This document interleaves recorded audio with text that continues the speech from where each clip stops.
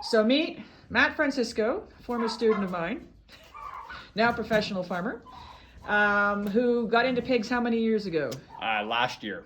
Oh, just last year. Yeah, Perfect. last year was our first batch. Okay, so I need to ask you, what was the biggest thing you learned from getting into smallholder swine production?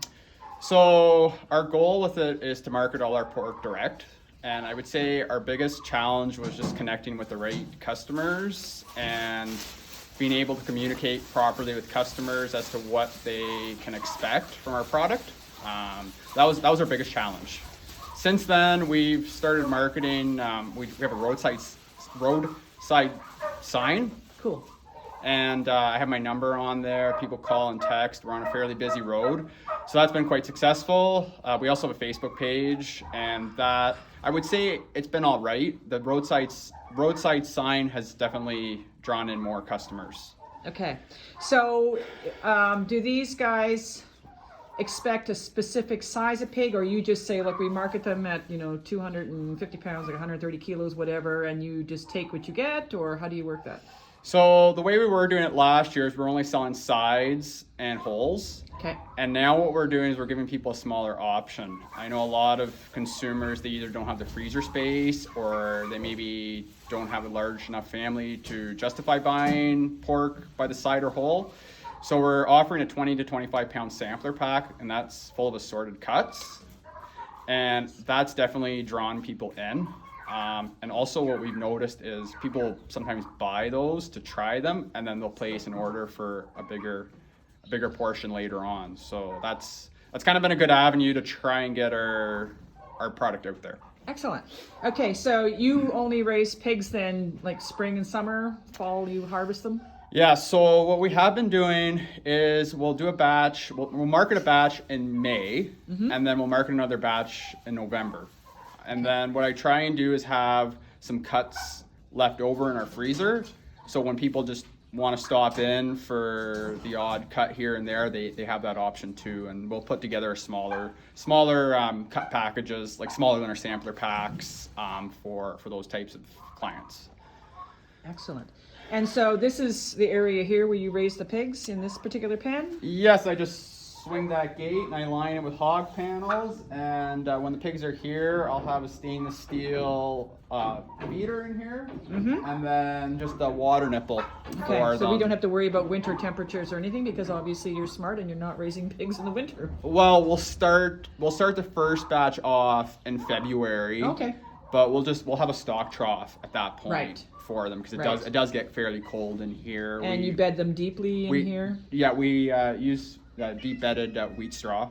Okay. So yeah, we Okay. make sure to keep them bedded down as well as possible, and also very clean. So we'll clean the pack out a few times when the pigs are here. Right. Excellent. Excellent.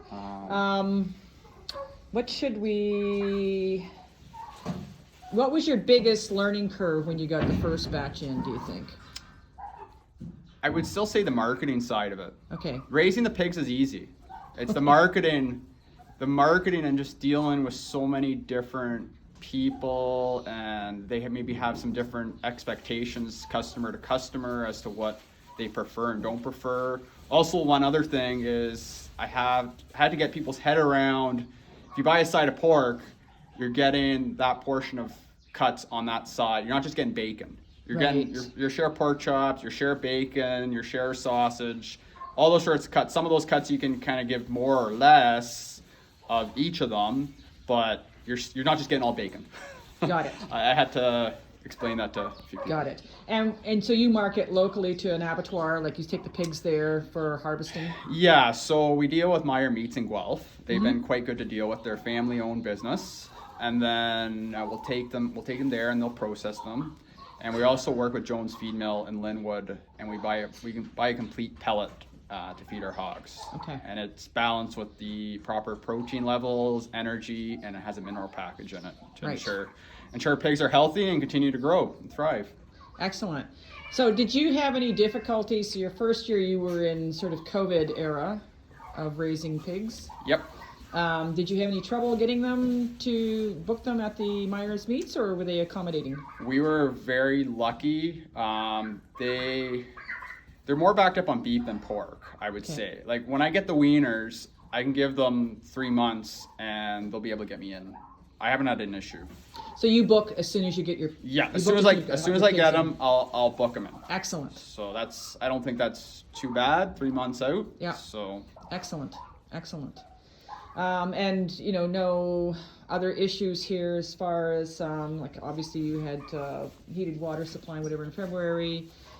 Pigs grew relatively evenly because you're in balanced feed. yep, Nice. yep. I would say there was probably all these pigs have been born the same week, and I would say there was probably a 15-pound difference between the biggest and the smallest. So it was nice and tight. Yeah, they were quite uniform. Okay, that's really good to know. And so what we didn't have what capture in this video is these pigs were single source, Yeah. high health Yeah. pigs. Yeah. And that would be absolutely my recommendations for anybody sourcing swine. Yeah, 100%. I wouldn't do it any other way. And another thing is they're terminal cross. The sows are all a York Landrace cross, and they're side by Duroc boars. And we've been quite happy with the carcasses on them. Customers have been quite happy with the product. So it's the same cross you would buy in the grocery store, but they seem to, I don't know, I don't know about the way the butcher cuts them or what it is, but they seem to really be quite happy. Dry pork chops aren't a thing with them, and I don't know, they seem to work. Nice. So Excellent. Excellent. So you're going to be going into your third batch then this coming spring. yeah, Okay. and we're hoping to do more like year after year. We're just hoping the word gets out there and consumers keep coming back. I think they like being able to talk to the person raising them and have For that sure. personal aspect associated with their food. And I think going forward, there's a huge potential with direct marketing pork. I think you just need to connect with the right people. Excellent. Okay. Thank you, Matt. No problem. Thank you.